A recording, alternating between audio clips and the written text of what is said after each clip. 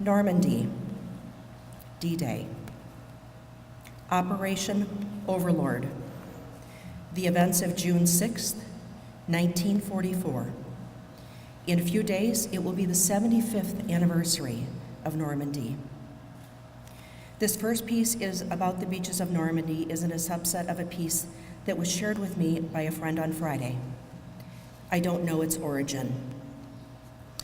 Picture this: 200 soldiers packed like sardines in tiny boats that sway with the choppy sea.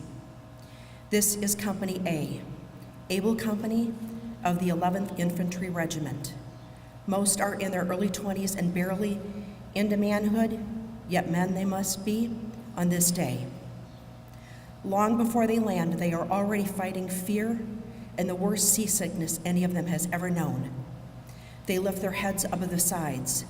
They see the imposing cliffs of Normandy in the distance and the 200-yard beach they'll have to cross just to get there. A beach that offers no shelter or protection. One by one, the men must jump into the frigid ocean. They are not yet on the beach at all, but a sandbar that stretches up to 100 yards out. To even get to the beach, they'll have to wade through water that often comes up to their necks. Many soldiers, weighed down by heavy jackets, packs, and equipment, start to sink. Those that can't shed the weight drown.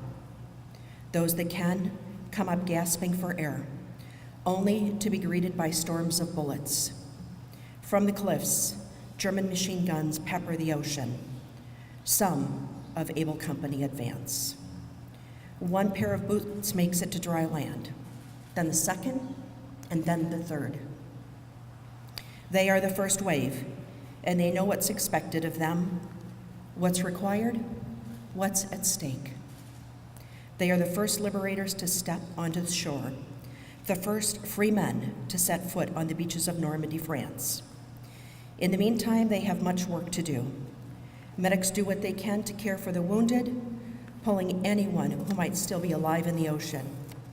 It's a desperate crawl, liberating France inch by inch, foot by foot. Theirs was the smallest foothold, and yet it was enough. What they did that morning led to everything that followed. By the afternoon, the beach was theirs. By the evening, the cliffs was theirs. And less than a year later, all of Europe was theirs. History is often written down as the story of great leaders making grand speeches and grander plans, but in truth, history is made of moments. Moments when normal men and women stare fear in the face and act. Moments when men and women offer service and sacrifice. Moments that last the length of a heartbeat and yet still affect our lives to this day, like my Uncle Edwin.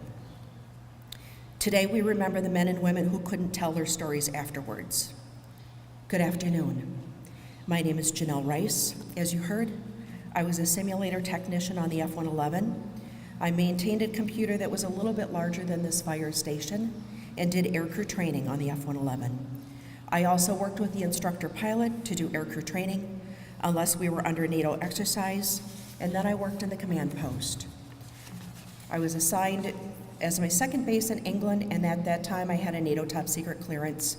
And as you heard, I am the recently elected Alder, serving District 4. Mid-April, about 6 weeks ago, Fred and I were at the Air Force Academy in Colorado Springs. One of their key foundations is a commitment to service before self. Anyone who has served understands the critical importance of this statement. It doesn't matter if you were file clerk, pilot, Army Ranger, medic, or what you did.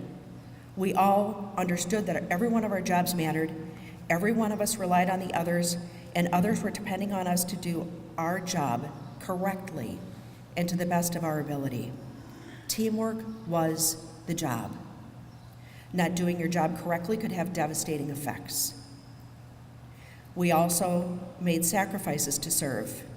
It might be away from family or friends. It was living on a wage that was tight. It was making a variety of sacrifices, and at times, some made the ultimate sacrifice. We will go to pay our respects to them shortly.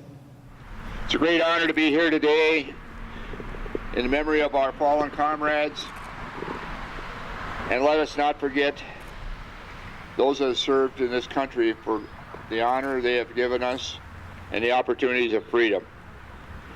Let us remember some of the dedicated soldiers from the Revolutionary War all the way up to the current conflicts. But today especially we're honoring, and we're on this recognition of a gentleman that did fall in Vietnam for this country and gave so much to us, as well as many of you in the audience that have served our country during Vietnam.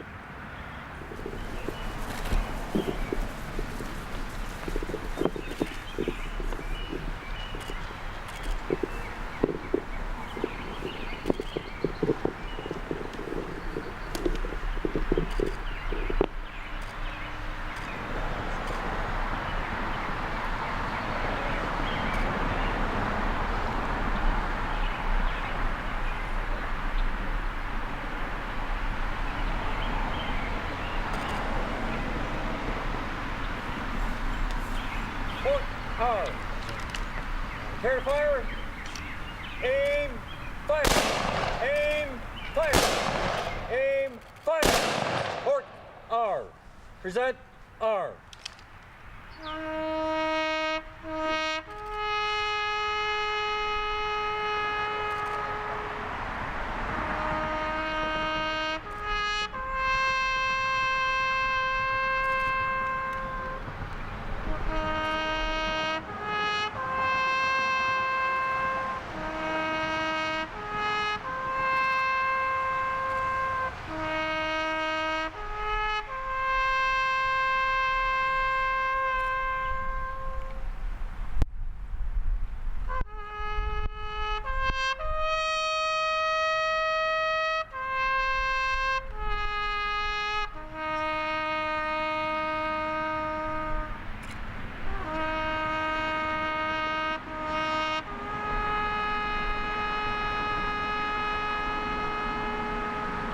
Port R. Order R.